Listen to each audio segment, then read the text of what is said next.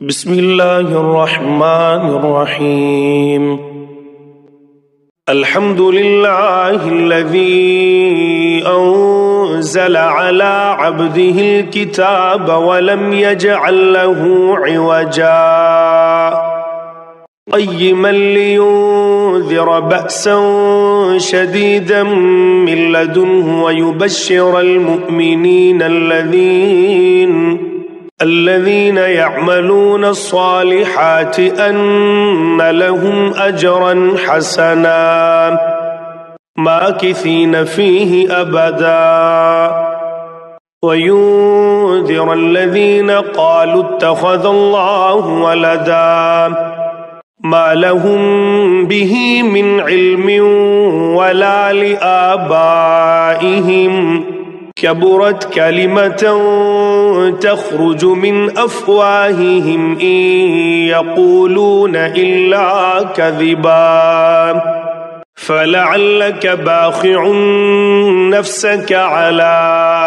آثارهم إن لم يؤمنوا بهذا الحديث أسفا إنا جعلنا ما على الأرض زينة لها لنبلوهم أيهم أحسن عملا وإنا لجاعلون ما عليها صعيدا جرزا أم حسبت أن أصحاب الكهف والرقيم كانوا من آياتنا عجبا إذ أوى الفتية إلى الكهف فقالوا ربنا آتنا من لدنك رحمة وهيئ لنا من أمرنا رشدا فضربنا على آذانهم في الكهف سنين عددا ثم بعثناهم لنعلم أي الحزبين أحصى لما لبثوا أمدا نحن نقص عليك نبأهم بالحق إنهم فتية آمنوا بربهم وزدناهم هدى وربطنا على قلوبهم إذ قاموا فقالوا ربنا رب السماوات والأرض لن ندعو من دونه إلها لقد قلنا إذا شططا هؤلاء قوم اتخذوا من دونه آلهة لولا يأتون عليهم بسلطان بين فمن أظلم ممن افترى على الله كذبا وإذ اعتزلتموهم وما يعبدون إلا الله فاهووا إلى الكهف ينشر لكم ربكم من رحمته ويهيئ لكم من أمركم مرفقا وترى الشمس إذا طلعت تزاور عن كهفهم ذات اليمين وإذا غربت تقرضهم ذات الشمال وهم في فجوة منه ذلك من آيات الله من يهد الله فهو المهتد ومن يضلل فلن تجد له وليا مرشدا وتحسبهم أيقاظا وهم رقود ونقلبهم ذات اليمين وذات الشمال وكلبهم باسط ذراعيه بالوصيد لو اطلعت عليهم لوليت منهم فرارا ولملئت منهم رعبا وكذلك بعثناهم ليتساءلوا بينهم قال قائل منهم كم لبثتم قالوا لبثنا يوما أو بعض يوم قالوا ربكم أعلم بما لبثتم فبعثوا أحدكم بورقكم هذه إلى المدينة فلينظر أيها أزكى طعاما فليأتكم برزق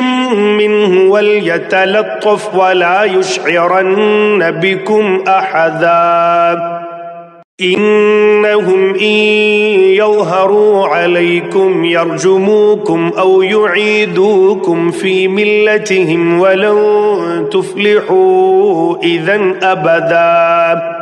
وكذلك أعثرنا عليهم ليعلموا أن وعد الله حق وأن الساعة لا ريب فيها إذ يتنازعون بينهم أمرهم فقالوا ابنوا عليهم بنيانا ربهم أعلم بهم قال الذين غلبوا على أمرهم لنتخذن عليهم مسجدا سيقولون ثلاثة رابعهم كلبهم ويقولون خمسة سادسهم كلبهم رجما بالغيب ويقولون سبعة وثامنهم كلبهم قل ربي أعلم بعدتهم ما يعلمهم إلا قليل فلا تمار فيهم إلا مراء ظاهرا ولا تستفت فيهم منهم أحدا ولا تقولن لشيء إني فاعل ذلك غدا إلا أن يشاء الله واذكر ربك إذا نسيت وقل عسى أن يهديني ربي لأقرب من هذا رشدا ولبثوا في كهفهم 300 سنين وازدادوا 9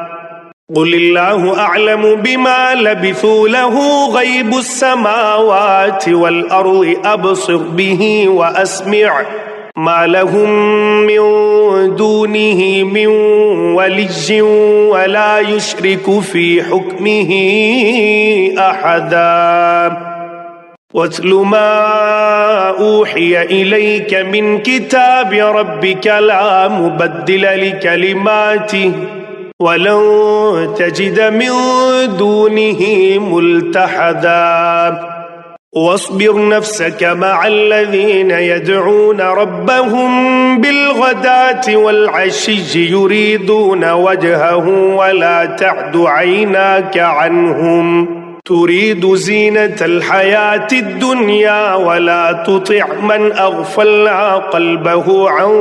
ذكرنا واتبع هواه وكان أمره فرطا وقل الحق من ربكم فمن شاء فليؤمن ومن شاء فليكفر إنا أعتدنا للظالمين نارا أحاط بهم سرادقها وإن يستغيثوا يغاثوا بماء كالمهل يشوي الوجوه بئس الشراب وساءت مرتفقا إن الذين آمنوا وعملوا الصالحات إنا لا نضيع أجر من أحسن عملا أولئك لهم جنات عدن تجري من تحتهم الأنهار يحلون فيها من أساور من ذهب ويلبسون ثيابا خضرا من سندس واستبرق متكئين فيها على الأرائك نعم الثواب وحسنت مرتفقا واضرب لهم مثل الرجلين جعلنا لأحدهما جنتين من أعناب وحففناهما بنخل وجعلنا بينهما زرعا كلتا الجنتين آتت أكلها ولم تظلم منه شيئا وفجرنا خلالهما نهرا وكان له ثمر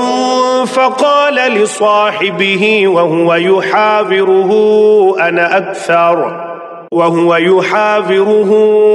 أنا أكثر منك مالا وأعز نفرا ودخل جنته وهو ظالم لنفسه قال ما أظن أن تبيد هذه أبدا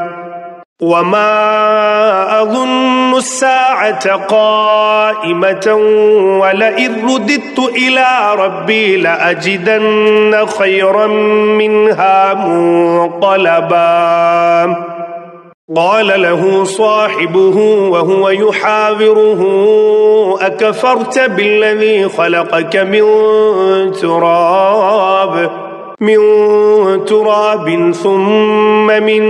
نطفة ثم سواك رجلا لكن هو الله ربي ولا أشرك بربي أحدا ولولا إذ دخلت جنتك قلت ما شاء الله لا قوة إلا بالله إن ترني أنا أقل منك مالا وولدا فعسى ربي أن يؤتيني خيرا من جنتك ويرسل عليها حسبانا من السماء فتصبح صعيدا زلقا أو يصبح ماؤها غورا فلن تستطيع له طلبا وأحيط بثمره فأصبح يقلب كفيه على ما أنفق فيها وهي خاوية على عروشها ويقول يا ليتني لم أشرك بربي أحدا ولم تكن له فئة ينصرونه من دون الله وما كان منتصرا هنالك الولاية لله الحق هو خير ثوابا وخير عقبا واضرب لهم مثل الحياة الدنيا كماء إن أنزلناه من السماء فاختلط به نبات الأرض فأصبح هشيما تذروه الرياح وكان الله على كل شيء مقتدرا المال والبنون زينة الحياة الدنيا والباقيات الصالحات خير عند ربك ثوابا وخير أملا ويوم نسجر الجبال وترى الأرض بارزة وحشرناهم فلم نغادر منهم أحدا وعرضوا على ربك صفا لقد جئتمونا كما خلقناكم أول مرة بل زعمتم أن لن نجعل لكم موعدا ووضع الكتاب فترى المجرمين مشفقين مما فيه ويقولون يا ويلتنا ما لهذا الكتاب لا يغادر صغيرة ولا كبيرة إلا أحصاها ووجدوا ما عملوا حاضرا ولا يظلم ربك أحدا وإذ قلنا للملائكة اسجدوا لآدم فسجدوا إلا إبليس كان من الجن ففسق عن أمر ربه أفتتخذونه وذريته أولياء من دوني وهم لكم عدو بئس للظالمين بدلا ما أشهدتهم خلق السماوات والأرض ولا خلق أنفسهم وما كنت متخذ المضلين عضدا ويوم يقول نادوا شركائي الذين زعمتم فدعوهم فلم يستجيبوا لهم وجعلنا بينهم موبقا ورأى المجرمون النار فظنوا أنهم مواقعوها ولم يجدوا عنها مصرفا ولقد صرفنا في هذا القرآن للناس من كل مثل وكان الإنسان أكثر شيء جدلا وما منع الناس أن يؤمنوا إذ جاءهم الهدى ويستغفروا ربهم إلا أن تأتيهم سنة الأولين أو يأتيهم العذاب قبلا وما نرسل المرسلين إلا مبشرين ومنذرين ويجادل الذين كفروا بالباطل ليدحضوا به الحق واتخذوا آياتي وما أنذروا هزوا ومن أظلم ممن ذكر بآيات ربه فأعرض عنها ونسي ما قدمت يداه إنا جعلنا على قلوبهم أكنة أن يفقهوه وفي آذانهم وقرا وإن تدعوهم إلى الهدى فلن يهتدوا إذن أبدا وربك الغفور ذو الرحمة لو يؤاخذهم بما كسبوا لعجل لهم العذاب بل لهم موعد لن يجدوا من دونه موئلا وتلك القرى أهلكناهم لما ظلموا وجعلنا لمهلكهم موعدا وإذ قال موسى لفتاه لا أبرح حتى أبلغ مجمع البحرين أو أمضي حقبا فلما بلغا مجمع بينهما نسيا حوتهما فاتخذ سبيله في البحر سربا فلما جاوزا قال لفتاه آتنا غداءنا لقد لقينا من سفرنا هذا نصبا قال أرأيت إذ أوينا إلى الصخرة فإني نسيت الحوت وما أنسانيه إلا الشيطان أن أذكره واتخذ سبيله في البحر عجبا قال ذلك ما كنا نبغي فارتدا على آثارهما قصصا فوجدا عبدا من عبادنا آتيناه رحمة من عندنا وعلمناه من لدنا علما قال له موسى هل أتبعك على أن تعلمني مما علمت رشدا قال إنك لن تستطيع معي صبرا وكيف تصبر على ما لم تحط به خبرا قال ستجدني إن شاء الله صابرا ولا أعصي لك أمرا قال فإن اتبعتني فلا تسألني عن شيء حتى أحدث لك منه ذكرا فانطلقا حتى إذا ركبا في السفينة خرقها قال أخرقتها لتغرق أهلها لقد جئت شيئا إمرا قال ألم أقل إنك لن تستطيع معي صبرا قال لا تؤاخذني بما نسيت ولا ترهقني من أمري عسرا فانطلقا حتى إذا لقيا غلاما فقتله قال أقتلت نفسا زكية بغير نفس لقد جئت شيئا نكرا قال ألم أقل لك إنك لن تستطيع معي صبرا قال إن سألتك عن شيء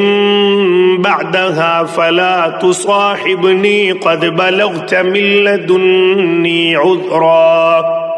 فانطلقا حتى إذا أتيا أهل قرية استطعما أهلها فأبوا أن يضيفوهما فوجدا فيها جدارا يريد أن ينقض فأقامه قال لو شئت لاتخذت عليه أجرا قال هذا فراق بيني وبينك سأنبئك بتأويل ما لم تستطع عليه صبرا أما السفينة فكانت لمساكين يعملون في البحر فأردت أن أعيبها وكان وراءهم ملك يأخذ كل سفينة غصبا وأما الغلام فكان أبواه مؤمنين فخشينا أن يرهقهما طغيانا وكفرا فأردنا أن يبدلهما ربهما خيرا منه زكاة وأقرب رحما وأما الجدار فكان لغلامين يتيمين في المدينة وكان تحته كنز لهما وكان أبوهما صالحا فأراد ربك أن يبلغا أشدهما ويستخرجا كنزهما رحمة من ربك وما فعلته عن أمري ذلك تأويل ما لم تسطع عليه صبرا ويسألونك عن ذي القرنين قل سأتلو عليكم منه ذكرا إنا مكنا له في الأرض وآتيناه من كل شيء سببا فأتبع سببا حتى إذا بلغ مغرب الشمس وجدها تغرب في عين حمئة ووجد عندها قوما قلنا يا ذا القرنين إما أن تعذب وإما أن تتخذ فيهم حسنا قال أما من ظلم فسوف نعذبه ثم يرد إلى ربه فيعذبه عذابا نكرا وأما من آمن وعمل صالحا فله جزاء الحسنى وسنقول له من أمرنا يسرا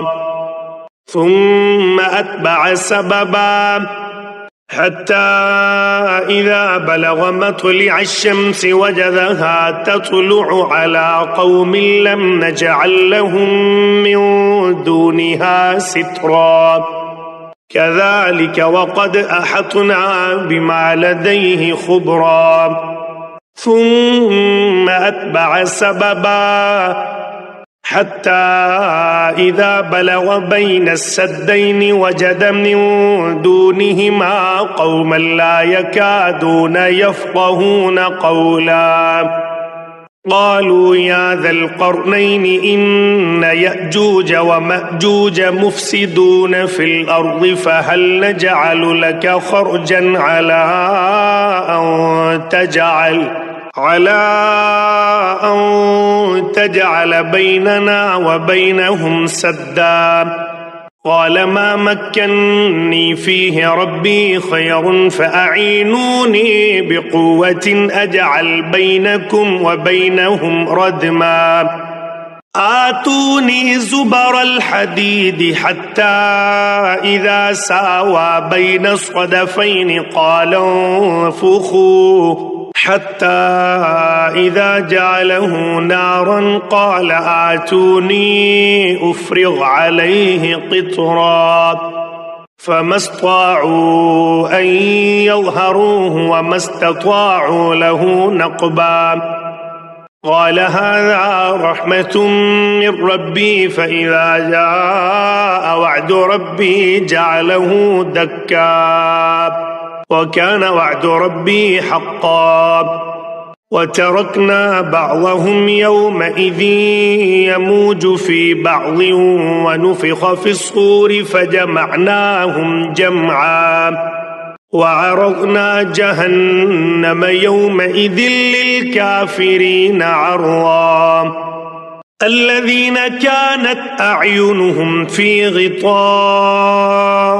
عن ذكري وكانوا لا يستطيعون سمعا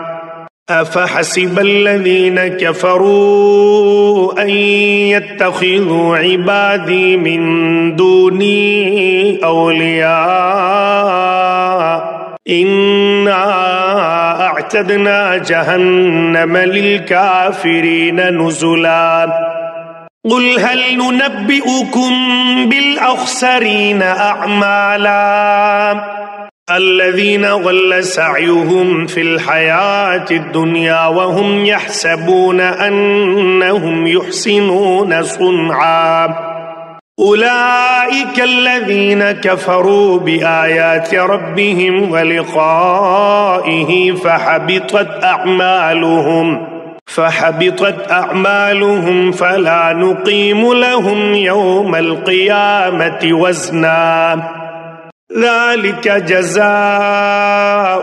جهنم بما كفروا واتخذوا آياتي ورسلي هزوا إن الذين آمنوا وعملوا الصالحات كانت لهم جنات الفردوس نزلا خالدين فيها لا يبغون عنها حولا قل لو كان البحر مدادا لكلمات ربي لنفد البحر قبل أن تنفد كلمات ربي ولو جئنا بمثله مددا قل إنما أنا بشر مثلكم يوحى إلي أنما إلهكم إله واحد فمن كان يرجو لقاء ربه فليعمل عملا صالحا ولا يشرك بعبادة ربه أحدا.